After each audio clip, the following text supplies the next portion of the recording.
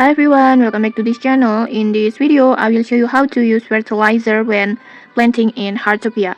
First, after you spread your seed and plant them on the soil, just open your backpack and then just take your fertilizer, this one, and then just tap on hold.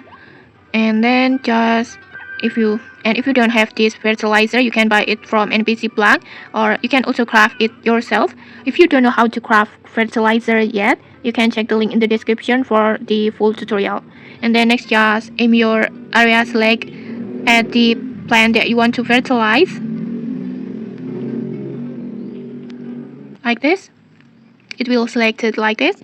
And then next, just tap on the fertilizer icon to use it.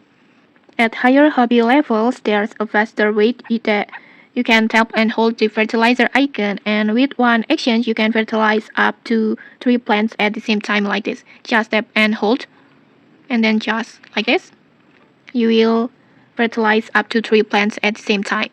And after fertilizing, you can watering your plants or add your booster to make them grow even better. And okay, maybe that's it. If you found this helpful, don't forget to like, comment, and subscribe for more tutorials. Thanks for watching, and see you.